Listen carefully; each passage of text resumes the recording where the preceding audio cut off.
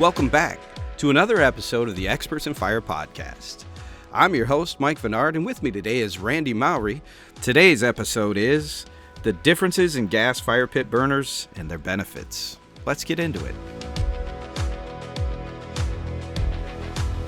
Hey, Randy, how you doing, man?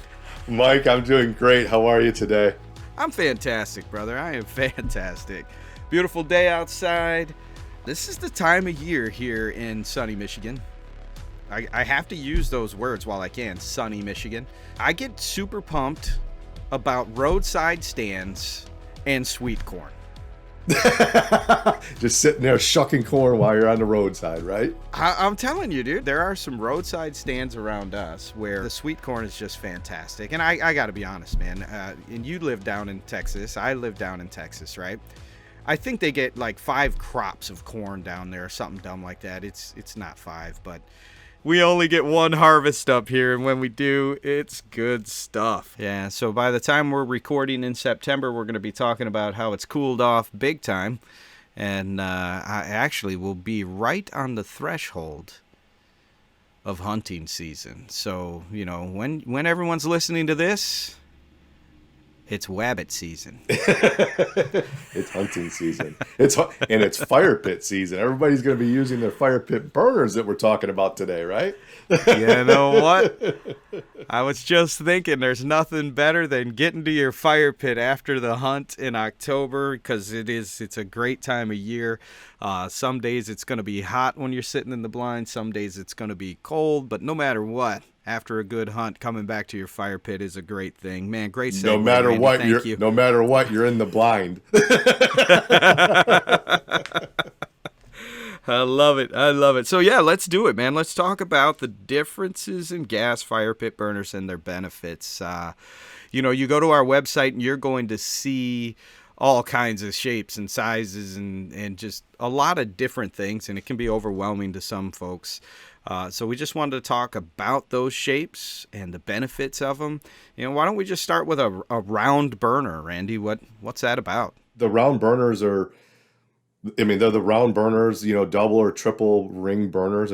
These are burners that have been around for probably decades. These are the original shapes. So we do a lot of round burners. They're fantastic for your just kind of the ambiance of a fire. Nice even flame across your fire pit. Just to say you have a 30-inch fire pit. So typically you're going to put anywhere from an 18 to 24-inch burner in there. Just using a round burner, you're just going to get that nice even flame through your fire glass or your lava rock. Whatever type of media somebody's using. And the same goes for like that square burner in that same style, meaning it's just nice even flame on a square fire pit. All the way around, same type of media. Because there are a lot of different shapes, but just starting with that's primarily what we use those for. Okay, so you're really talking about, depending on the style of fire pit you have, whether it's round or it's square, you're going to use that shape of burner, and then typically have your standard fiberglass kind of media on top of it. Yeah, like an even style of media, whether that's lava rock or fiberglass. Now, if somebody wants to do, logs in their fire pit, Mike, then we tend to look into a different shape, maybe like a star burner, or we have a burner that's called a penta burner. And the reason we're going into a shape like that is now we're going to have a log set in the middle of that fire pit. Okay, so we want to focus as much of that flame towards the middle of that fire pit to come up through that log set to look like you're burning wood. We know that it's gas. We know that it's a fake log set, but we want to simulate as much as possible of a wood burning fire pit as we can. And when you do a shape like that, you're getting more center flame now. So we're getting that. So we don't have a lot of flame coming around the outside edges of where your log set is.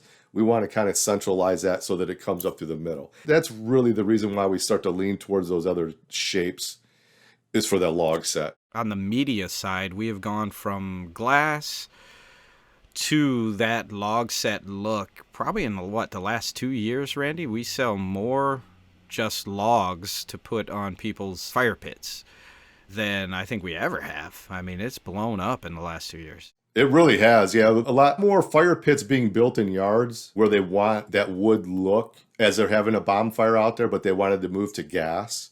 And that's really where that log set comes in play. So we want to make sure that we choose the appropriate burner for it. I love it. Okay, so what other shapes should we be looking at? Or could we be looking at? We do a lot of linear fire pits. Linear meaning long, rectangle, and this could be anything from somebody has a high top table.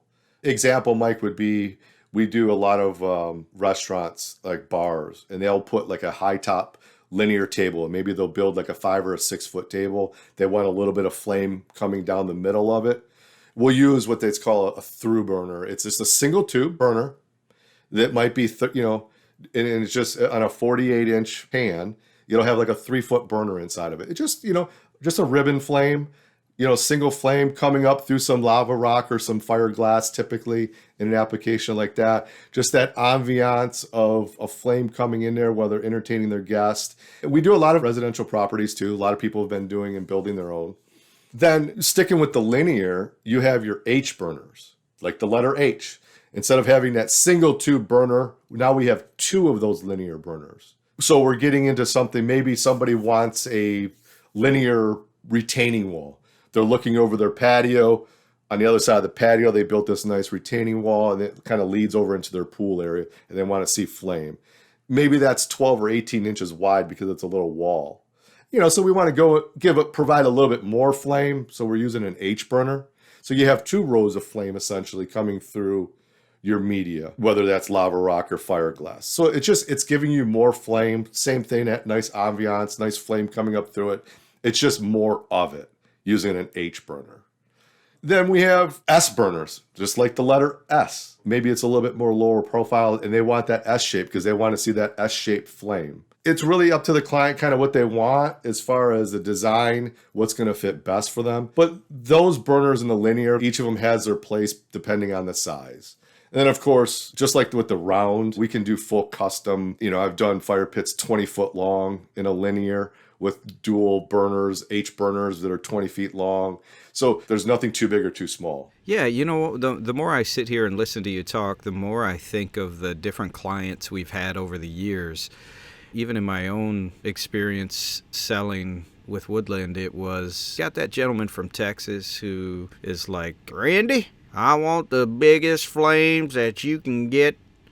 I want this to be able to be seen from the space station, right? Right. And then you have that person who's like, I could care less about this looking like a real fire with logs, and I just want that experience of fire. And that's really what you're describing are the personalities of people and, what they're looking for and what they want to see. Yeah, absolutely. Because, each burner style is going to be dependent on what the client wants, what they're trying to achieve. Not only that, is also the surrounding area of the fire pit and where it's located at. Obviously, we don't want to have a burner out there that is going to be able to be seen from the Nassau space station if we have a tree overhead or a roof over somebody's head. You know what I mean? Right. So right. So they definitely have their application. Which brings me to, you mentioned the big flame to see from outer space, and we do get that, and it's pretty popular these days because wood burning flame is just that. I mean, it's big, it's roaring, it's tall. And that's where the brass burners come into play.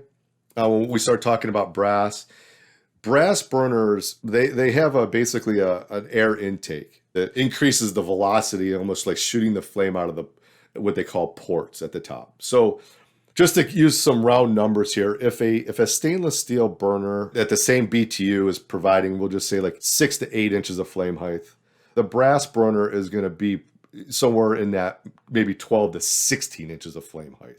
Okay, so we're getting twice the flame presentation out of the brass burner. And we do a lot of these burners.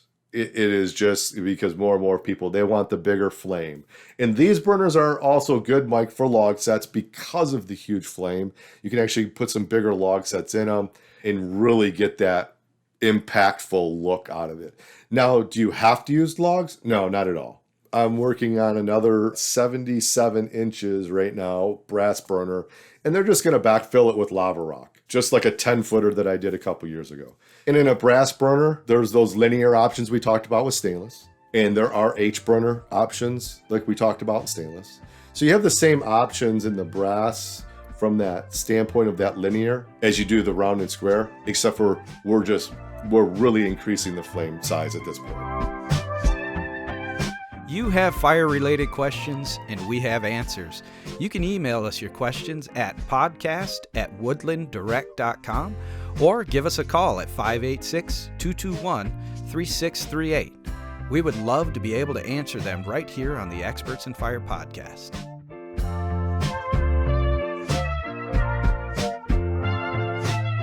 I think you bring up some good examples too, right? You're talking 77 inches and 10 feet. When you're using some of your standard burners, the amount of pressure you're going to need just to keep that flame height, consistent across there at about 6 inches is important. It doesn't matter what burner we're talking about. Pressure is going to be a question and something you need to discuss. But when you also think of a 10-foot space, a 6-inch flame height is not very impressive, right? Now, if I'm sitting on my back patio or, something of that nature, the 6 to 8 inch flame height is fine. It's perfect. To be honest, I want to be able to look at you on the other side of the fire pit. Absolutely. So it makes sense. But as you get into those larger spaces, the ability to increase that height of that flame to kind of make it eat up more space, right? I mean, that's a 10-foot pit.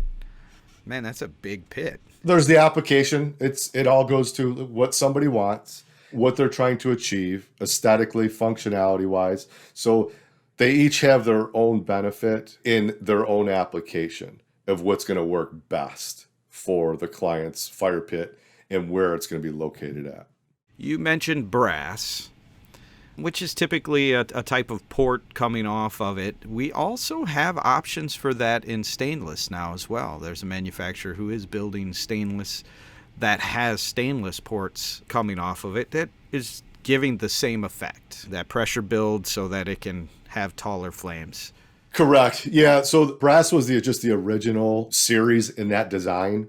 And now there are some stainless steel versions using the same methodology there. Now, the big difference is just really price point. It's if we put into a price point, your standard round, square, traditional, like just simple stainless steel burners are going to be at your most economical level, we're going to call it.